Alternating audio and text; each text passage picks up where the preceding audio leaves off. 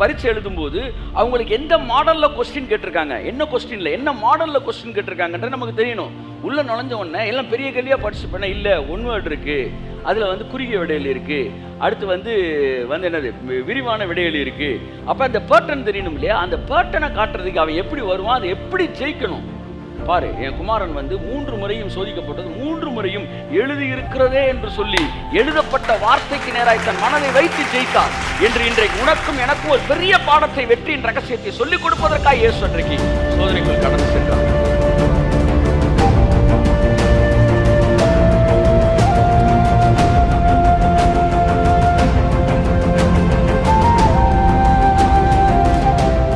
இந்த உலகத்தோட தோல்விகளை உனக்கு காட்டுவான், இந்த உலகத்துல தோத்து போனவனை காட்டுவான். அதை நீ பார்க்கவே கூடாது. 2 விஷயத்தை நீ புரிஞ்சுக்கணும். ஒன்று, நீ இப்படி கண்ணில் பார்க்கறதுல நீ என்ன செய்யக்கூடாது, நடத்தப்படவே கூடாது. உன் கண்ணெல்லாம் டெலிவிஷன் அல்ல, ஹெவன்லி விஷனை பார்க்க வேண்டும். உன்னுடைய கண்கள் ஆவி மண்டலத்தை பார்க்க வேண்டும். இயேசு சொன்னார், பரலோகத்தில் உம்முடைய சித்தம் செய்யப்படுவது போல பூமியில் உம்முடைய சித்தம் செய்யப்படுவதாக, உம்முடைய ராஜ்யம் வருவதாக.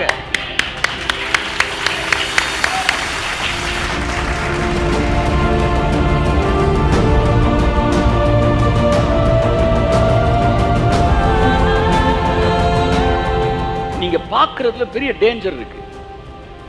ஆகவே நீங்க இங்க பார்க்கறது உங்க சப்கான்சியஸ்ல வைப்ரேட் பண்றதுக்குள்ள நீங்க ஆவி மண்டலத்துல நான் யாரு, தேவன் யாரு, எங்க அப்பா யாரு, நான் கிறிஸ்துவுக்குள்ள யாரா இருக்கிறேன், என் சரீரம் எப்பேற்பட்ட சரீரமா இருக்கு, எனக்குள்ள இப்ப கர்த்தருடைய வல்லமை எப்படி வேலை செய்து கொண்டு இருக்கிறது என்ற ஆவியிலே பார்த்து பார்த்து பார்த்து பழக ஆரம்பிக்கும் போது உங்கள் சரீரம் அதற்கேற்றார் போல ரெசிப்ரோகேட் பண்ணும்.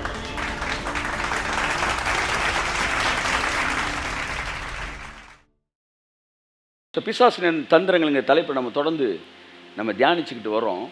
வாசிப்போம். லூக்கா 4ஆம் அதிகாரம் 5-6. பின்பு பிசாசு அவரை உயர்ந்த மலையின் மேல் கொண்டு போய் உலகத்தின் சகல ராஜ்யங்களையும் ஒரு நிமிஷத்திலே அவருக்கு காண்பித்து, இவைகள் எல்லாவற்றின் மேலும் உள்ள அதிகாரத்தையும் இவைகளின் மகிமையையும் உமக்கு தருவேன், இவைகள் எனக்கு ஒப்பு கொடுக்கப்பட்டிருக்கிறது, எனக்கு இஷ்டமானவனுக்கு இவைகளை கொடுக்கிறேன். பிசாசு கர்த்தராகிய இயேசு கிறிஸ்துவை 3 முறை சோதிக்கிறதாக இங்கே நாம் பார்க்கிறோம். ஏற்கனவே நான் சொல்லியிருக்கிறேன், இதிலிருந்து பிசாசுடைய தந்திரத்தை நாம் படித்து கொள்ளலாம். இயேசு கிறிஸ்து சோதிக்கப்பட வேண்டிய அவசியம் இல்லை. ஏனென்றால் யாக்கோபு சொல்கிறது, தேவன் ஒருவரை சோதிக்கிறவர் அல்ல. எல்லாம் சொல்லுங்க, தேவன் ஒருவரையும் சோதிக்கிறவர் அல்ல. பொல்லாங்கனால் சோதிக்கப்படுகிறவரும் அல்ல. ஸோ தேவன் யாரையும் சோதிக்கலை. எல்லாம் சொல்லுங்கள்.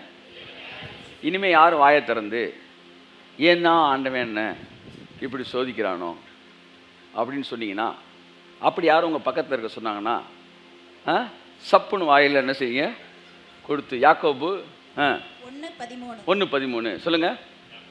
யாக்கோபு 1:13 யாக்கோபு ஏன் தான் ஆண்டவன் சோதிக்கிறானோ பாருங்கள். உலகம் முழுவதும் கடவுள் மேலே ஒரு கெட்ட பேரை ஏற்படுத்திட்டான் பிசாசு.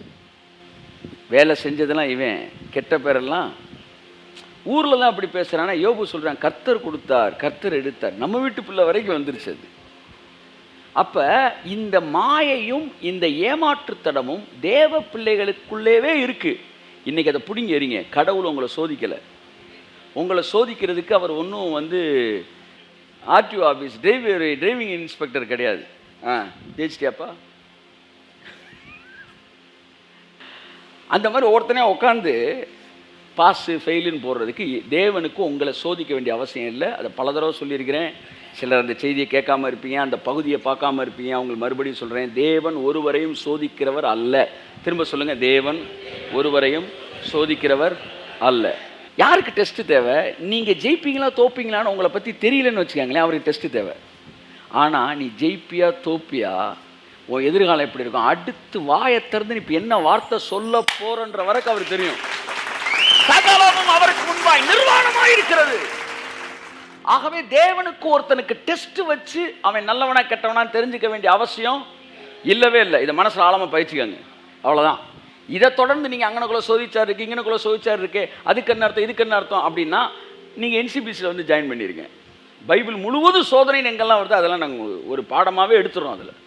ஸோ தேவன் வந்து ஆபிரகாமை சோதித்தான் இருக்கு. அடுத்து வந்து அவனை சோதிக்கும்படி இந்த கேள்வி கேட்டால் அதுக்கெல்லாம் என்ன அர்த்தம், இந்த 40 வருட காலம் உன்னை சோதித்து அதுக்கெல்லாம் என்ன அர்த்தம், ரொம்ப தெளிவாக NCBCயில் சொல்லித்தரோம். உடனடியாக உங்கள் ஃபோனை எடுங்க, டக்குன்னு பார்த்துக்கிட்டு இருக்கும்போது 87 60 60 70 70 டக்குன்னு சுழற்றி உங்கள் பெயரை பதிவு செய்து கொள்ளுங்கள். ஸோ நான் பைபிள் இந்த வசனத்தை உங்களுக்கு தேவையானதை மட்டும் சொல்கிறேன். இங்கே என்னென்னா, தேவன் ஒருவனையும் சோதிக்கிறவர் அல்ல, அவனவன் தன் சொந்த இச்சையினால் இழுக்கப்பட்டு சிக்குண்டு பின்பு சோதிக்கப்படுகிறான். 5000 ரூபா வருமானத்தை வச்சுட்டு 15,000 ரூபாய்க்கு வீடை வந்து லோனுக்கு எடுத்து வச்சுட்டு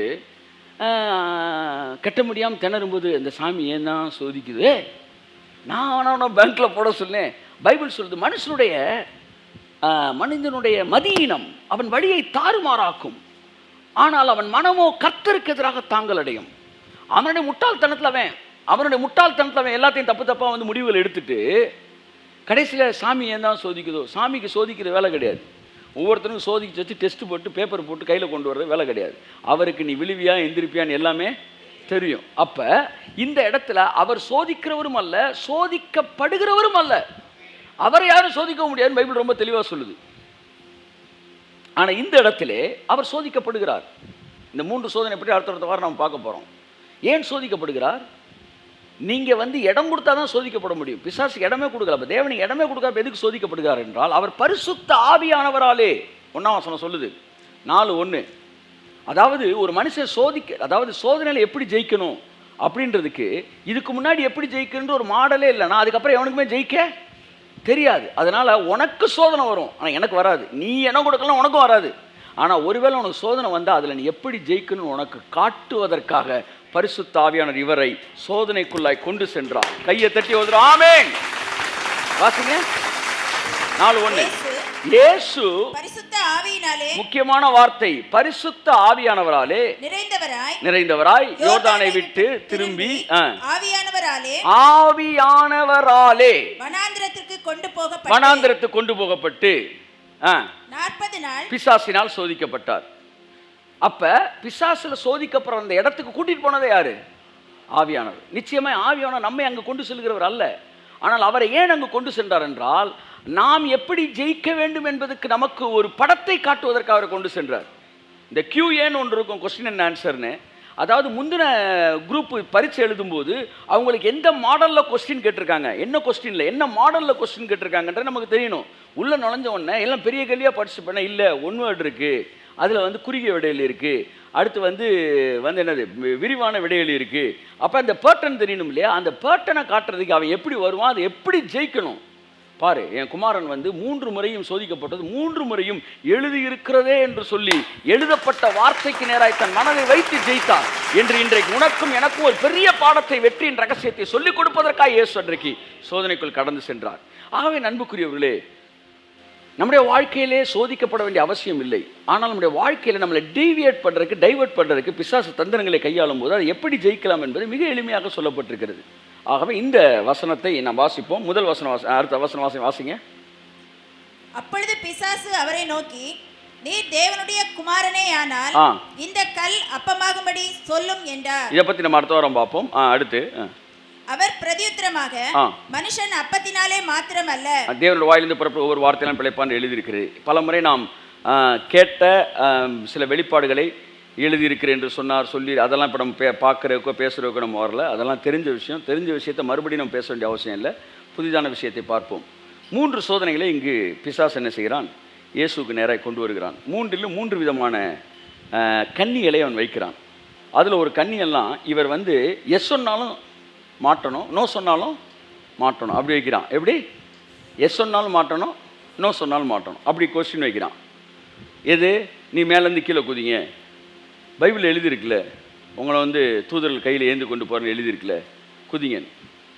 அப்போ குதிக்கலைன்னா உங்களுக்கு அவிசுவாசம் இருக்குது. குதிச்சிட்டாருன்னா வசனத்தை வரை டெஸ்ட் பண்ணுறாரு. ஸோ எந்த மூவ் எடுத்தாலும் முன்னாடி நடந்தாலும் செக்கு, பின்னாடி நடந்தாலும் செக், இப்படிலாம் கேள்வி கேட்குறான். ஆனால் எல்லாத்தையும் அடித்து தும்சம் பண்ணி தட்டி விட்டு வெளியே ஜெயிச்சுட்டு வந்தார் இயேசுநாதர். 3லேயுமே அவர் ஜெயிச்சிட்டார். ஸோ அதை நம்ம பார்ப்போம். இதில் 2வது விஷயத்தை மட்டும் இன்றைக்கி நான் பேச விரும்புகிறேன். The deception of devil, the scheme of devil, the deceiving of devil. பிசாசுடைய தந்திரங்கள், த ஸ்கீம்ஸ் ஆஃப் டெவில். எப்படி பிசாசு ஒரு பெரிய தந்திரத்தை நம்முடைய வாழ்க்கையில் வந்து செயல்படுத்துகிறான். அதாவது நம்மை தோற்கடிப்பதற்கு எப்படி டைவர்ட் பண்றதுக்கு அவன் வேலை பார்க்கறான்றது. வாசிப்போம் அந்த 2வது சோதனை. பின்பு பிசாசு அவரை உயர்ந்த மலையின் மேல் கொண்டு போய் உலகத்தின் சகல ராஜ்யங்களையும் ஒரு நிமிஷத்திலே அவருக்கு காண்பித்து. எல்லாம் சொல்லுங்க, காண்பித்து. சத்தமா சொல்லுங்க. கோடி எங்க போடணும்? காண்பித்து. பிசாசு காண்பிக்கிறான். எல்லாம் சொல்லுங்க. பிசாசு என்ன செய்கிறான்? காண்பிக்கிறான். காண்பிச்ச உடனே உங்களுடைய எதிர்ப்பு சக்தி பாதி என்ன ஆயிடுது? காலியாக போயிடுது. உங்களுக்கு வியாதி வந்துருச்சுன்னா வியாதியில் செத்தவனை காமிக்கிறான். அவனுடைய சந்திரத்தை மட்டும் பாருங்க. எவன் சாகுறான்னு காமிக்கிறான். இந்த சாகுறவனை நீங்கள் பார்த்துட்டீங்களே, அப்போவே நீங்கள் பாதி செத்துட்டீங்க. அவன் காமிச்சிட்டு அப்புறம் தான் பேசுவான். அவனுடைய ஸ்டைலு என்னன்னா, எடுத்தோன்னே பேசுகிறது கிடையாது. உங்களுடைய எதிர்ப்பு சக்தியை பாதியாக காலி பண்ணணும். அதனால இந்த ஆர்மி நிற்கும்போது இப்படி நிற்க மாட்டான், வரிசையாக இப்படி தான் நிற்பாங்க. நின்றுட்டு அப்படி நிற்பாங்க பாருங்க. அங்கேருந்து பார்க்கும்போது அப்படியே மில்லியன்ஸ் ஆஃப் பீப்புள் அப்படி கண்ணுக்கு தெரியும் பாருங்க. அதிலே பாதி செத்துருவாங்க இவங்க.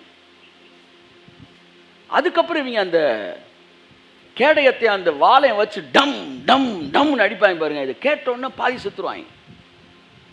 அதுக்கப்புறம் தான் பேச தொடங்குவாங்க. அதுக்கப்புறம் தான் ஃபைட் பண்ண தொடங்குவாங்க. பிசாசு எப்பவுமே உங்கள்கிட்ட நேராக பேச மாட்டான். அவன் பேசுறது மெதுவாக தான் பேசுவான். நிறைய காண்பிப்பான். அந்த டிவி, இந்த டிவி, அந்த டிவி, செய்திகள், கொரோனா, இன்றைய நிலவரம், பார்த்துக்க ராஜா, போனால் வராது, பொழுது போனால் கிடைக்காது, பார்த்துக்க நீனு நல்லா பார்த்தோன்னே உன் பாதி இது வீக் ஆயிரும். ஏசுட்டே அவன் இப்படி ஃபாலோ பண்ணுறான். கூட்டிகிட்டு போய் அப்படியே காட்டுறான் பாருங்கன்றான். இல்லை என்ன விஷயம் பாருங்க, அப்புறம் பேசுவோம். பாருங்க சார், நாங்கள் எக்ஸிக்யூட்டிவாக இருக்கும்போது ப்ராடக்டை பேசுவோம். எவ்வளோ நாய் இருங்க சார். நீங்கள் எக்ஸிக்யூட்டிவ், மார்க்கெட்டிங் எக்ஸிக்யூட்டிவ் போய் எடுத்தோன்னே ரேட்டு கட்டுங்க சொல்லவே மாட்டாங்க. நல்லா பார், மிக்சியை நல்லா பார், நல்ல இக்கடை சூடு அப்படி காட்டுறாங்க. நல்லா இக்கடை சூடுன்னு பார்த்தோன்னே அவங்க மனசுக்குள்ளே 4000 இருக்குமோ, ஐயா 7000 கூட கொடுக்கலாம்டா, நீயா ஒரு ரேட்டுக்கு வருவே, இது வேறு செய்தா, அப்போ 9000 கூட கொடுக்கலாம் போல், அப்படியே நீ மேலே வா காமிச்சிக்கிட்டே இருப்பான். அதுக்கப்புறம் தான் பேச உட்காருவான்.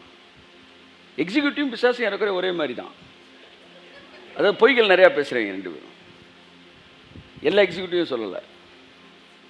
அப்போ பிசாசு உங்களை அழிப்பதற்கு முதலாவது இந்த உலகத்தோட பேட்டனை காட்டுறான். திரும்ப அந்த வசந்த உலகத்தை காட்டலை, உலகத்தின் ராஜ்யத்தை, the kingdom of this world. He wants to convince your mind on the basis of the kingdom of this world. உன் மனசை தேவனுடைய கிங்டம் என்கிற இடத்திலிருந்து இறக்கி இந்த உலகத்தின் ராஜ்யத்தின் ஓட்டத்துக்குள்ளே உன்னை கொண்டு வந்து சொருகுவதற்கு, ஒரு சுழலுக்குள்ளே சிக்கி சொருகப்பட்டவன் உள்ளே இழுத்துட்டு போகிற மாதிரி உன்னை கொண்டு போய் இந்த உலகம் எந்த போக்கில் போயிட்டு இருக்கு, இந்த வியாதி வந்தால் இப்படி சாவான், இத்தனை வயசான குழந்தை பிறக்காது, இத்தனை வயசான மாப்பிள்ளை கிடைக்காது, இத்தனை வயசான இது நடக்காது, அது நடக்காது, இதையெல்லாம் உனக்கு அள்ளி காட்டுவான். நீ பார்த்து உன் மைண்ட் இந்த பேட்டர்ன் ஆஃப் திஸ் வேர்ல்டு, இந்த உலகத்தோட மைண்ட் செட்டுகளை செட் ஆக பாரு. அதுக்கப்புறம் வந்து பேசுவாமே, உன் பிரச்சனை என்னன்னா அப்படின்னு வருவாமே. என் அன்புக்குரியவர்களே, அந்த வசனம் திரும்ப வாசிங்க. பின்பு பிசாசு அவரை உயர்ந்த மலையின் மேல் கொண்டு போய் உலகத்தின் சகல ராஜ்யங்களையும் ஒரு நிமிஷத்திலே அவருக்கு காண்பித்து, ஆங்கிலத்திற்கு then he said, அதுக்கப்புறம் அவன் பேச ஆரம்பிக்கிறான். அப்ப ஒன்ன புரிஞ்சுக்காங்க, யாரெல்லாம் அதை ஒருத்தன் அழகா ஆர்ட் பண்ணியிருந்தான். அந்த ஆர்ட் வெரி ஃபேண்டாஸ்டிக் ஆர்ட். அது அதுக்கப்புறம் பார்க்கவே முடியல. என் வாழ்க்கையில் பைபிளில் நான் பார்த்த பல காட்சிகளில் 2 ஆர்ட் ரொம்ப சிறப்பாக என் மனசில் ஆழமாக பதிஞ்சிருக்கு. பல வருஷமாக 2-3 ஆர்ட். அதில் ஒன்று எலியா அந்த 400 பாகால் தீர்க்கதரிசிகள் என்ன செஞ்சுக்கிட்டு இருக்கேன், ஆடிக்கிட்டு இருக்கும்போது எலியா அதை எப்படி பார்த்து நின்றுக்கிட்டு இருந்தான்னு பார்த்து, இப்படி ஒரு பெரிய பாறை, அந்த பாறை மேலே காலத்துக்கு இப்படி வச்சு அப்படி நின்று அப்படி பார்த்து சிரிச்சுக்கிட்டு இருக்கான். அப்படி சிரிச்சுருக்கான், காலத்துக்கு இப்படி வச்சிருக்கிறான். அப்போ அந்த ராஜ தோற்றம், ராஜரீகம், அப்படி காலை வச்சுட்டு அப்படின்ற மாதிரி அந்த அந்த அவனுடைய மெஜஸ்டி அப்படி தெரியுது. 450 பேருக்கு மேலே இருக்கிறான், அசால்ட்டாக இருக்கிறான். தோப்பு விற்கிறது பாகால் தீர்க்கதரிசிகள். அது அவன் மேலே நின்று ஒரு ராஜா மாதிரி அப்படி பார்க்குறான். அந்த சீனில் மறக்கவே முடியாது, அழகாக ஆர்ட் பண்ணினான்.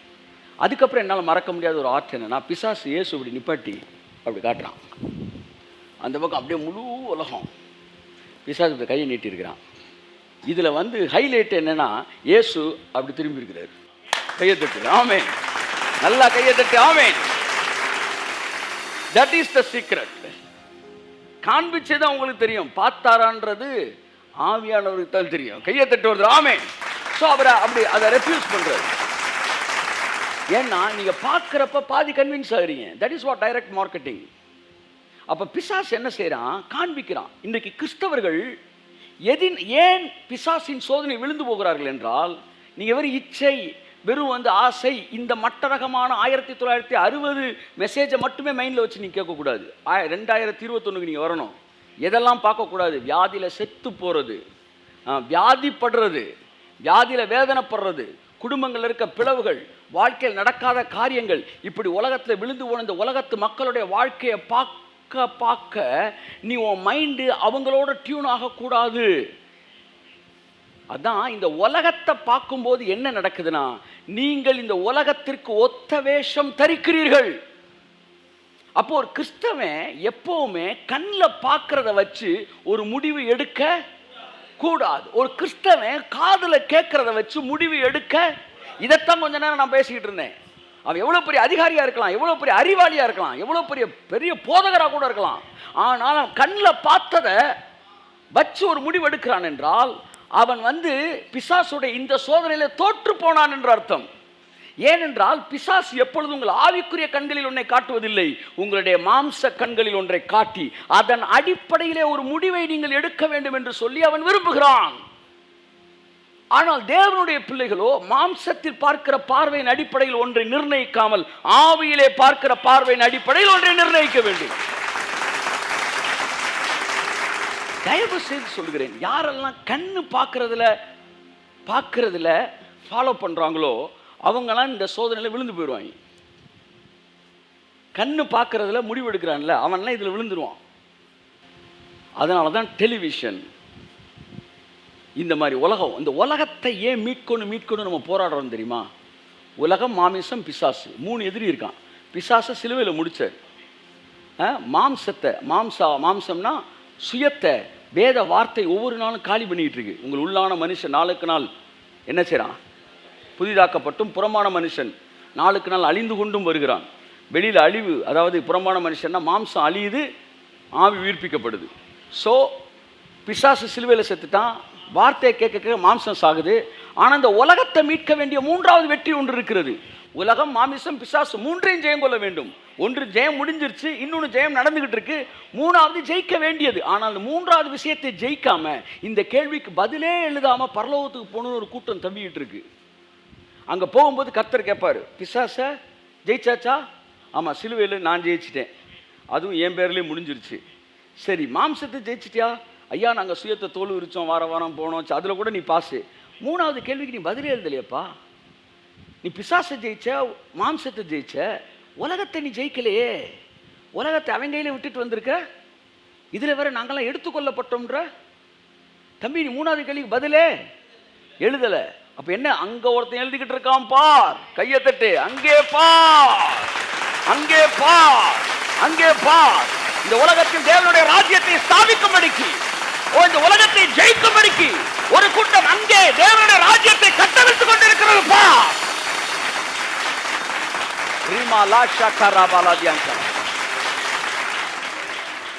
அவர்கள்தான் இந்த 3வது எதிரியை ஜெயிக்கிறவர்கள். இந்த உலகத்தை நீங்க இப்படியே விட்டுட்டு போனீங்கன்னா, அடுத்த ஜெனரேஷனுக்கு இந்த உலகத்தை காமிச்சு பிசாசு இவனுடைய மனதை மாற்றி அவன் மாம்சத்திலே ஜெயிப்பான். 3வது வெற்றியை வச்சு 2வது வெற்றிக்கு வருவான். புரியுதா உங்களுக்கு? 2வது வெற்றிக்கு வருவான். நீங்க எதை பார்க்குறீங்களோ அதெல்லாம் நீங்க நடத்தப்படுறீங்க. ஸோ நீங்கள் பார்க்குறதுல ஏதோ ஒரு வல்லமை இருக்கிறது. கொரோனா பாதிக்கப்பட்டவர்கள், அவர்கள் மிகப்பெரிய பிரச்சனை என்னவென்றால், வீட்டில் இருக்கிறவங்க நிறைய பேர் இப்போ வந்து என்ன ஆயிடுறாங்க, பொழைச்சிக்கிறாங்க. ஹாஸ்பிட்டல் போனவங்க செத்து போயிடுறான் நிறைய பேர். ஏன்னா பக்கத்து அடுத்தடுத்த பெட்டில் சாகிறத கண்ணில் பார்க்குறாங்க. You know how it is powerful. நீங்கள் நினைக்கிறத விட அது பவர்ஃபுல்லானது. உங்கள் கண்ணுக்கு முன்னாடி ஒருத்தன் சாகிறத நீங்கள் பார்க்கும்போது, அடுத்து இவனை போல நாமும் ஒரு நாள் சாக போகிறோம், ஒருவேளை நாம் சாவதற்கான வாய்ப்புகள் இருக்குது, ஒருவேளை இல்லை செத்துருவோண்டா, இப்படி தான் நம்மளை சுற்றி போவாங்க, அந்த மனசில் அந்த எண்ணம் வரும் பாருங்கள். அந்த தாட்டை கொண்டு வரதே அந்த பார்வை தான். அதனால தான் பிசாசு எப்போவுமே காட்டுறான் உங்களை. நான் என்ன சொல்ல வரேன்னா, நீ பிசாசை ஜெயிக்கணும்னா அவன் தந்திரத்தில் ஒன்று, இந்த உலகத்தோட ஃபெயிலியர்ஸை காட்டுவான், இந்த உலகத்தோட தோல்விகளை உனக்கு காட்டுவான், இந்த உலகத்தில் தோத்து போனவனை காட்டுவான். அதை நீ பார்க்கவே கூடாது.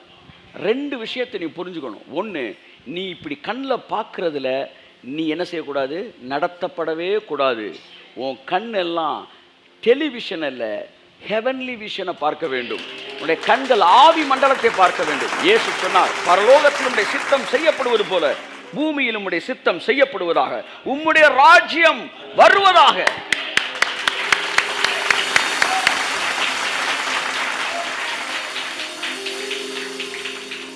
அப்ப இன்னைக்கு கடவுளோட பிள்ளைகளை பயமுறுத்துறதுக்கு அவனுக்கு ஏகப்பட்ட விஷயம் இருக்குது. எல்லாத்தையும் காட்டுறான். கொஞ்ச நாள் உங்களுக்கு கல்யாணம் ஒரு 2 வருஷம் லேட் ஆச்சு, நாங்கள் பார் இத்தனை வயசுக்கு மேலே போனால் உனக்கு என்ன பிறக்காது, கல்யாணமே நடக்காது. லேட்டாக கல்யாணம் பண்ணால் குழந்தைய பிறக்காது. ஒருத்தன் வந்து கடவுள் ரூபா பிஸ்னஸில் தோத்துட்டா அவன் எந்திரிக்கவே முடியாது, குடும்பத்தோடு அவங்க பார் தற்கொலை பண்ணியிருக்காங்க. இப்படி அவன் எதிர்மறையானது ஒவ்வொரு உன்னுடைய சின்ன சின்ன தோல்விகளிலும் உன்னை கொல்லுவதற்காக, எதிர்மறையாய் அவன் காட்டுவதற்கு நூற்றுக்கணக்கான எதிர்மறையான காரியங்கள் அவனுக்கு இருக்கு. ஆனால் அடுத்த ஜென்ரேஷனுக்கு அவன் கையை நீட்டி காட்டுறதுக்கு ஒன்றும் இருக்க கூடாது. ஆமென், கூடாது. இந்த உலகத்தை நீ இப்படியே விட்டுட்டு போக போக அடுத்த ஜென்ரேஷனுக்கு அவன் கண்ணில் காட்டி காட்டி காட்டி காட்டி காட்டி அவன் மனசை சோர்வுற செஞ்சு அவனை அழிக்கிற இடத்துக்கு தான் நீ விட்டுட்டு போகிற. சில வீடுகளில் கரையான் பெரிய லெவலில் புத்து போட்டிருக்கும். அது நீ கொண்டு போய் 50 காசுக்கு ஒரு மூட்டை பூச்சி பவுடர் வாங்கி டக்கு டக்கு டக்குன்னு தட்டி விட்டால் கதை என்ன செய்யாது, ஆகாது. ஒருவேளை கண்ணுக்கு தெரிகிற அந்த கரையான் அழியும், ஆனால் திரும்ப ஒரு 4 நாள் என்ன செய்யும், குபு குபுக்குன்னு வரும். அப்போ என்ன செய்யணும், உள்ளுக்க வரைக்கும் தோண்டி இன்ஜெக்ஷன் பண்ணணும். அது ஒரு ட்ரீட்மெண்ட். அந்த வீட்டுக்கே இன்ஜெக்ஷன் போடுவாங்க.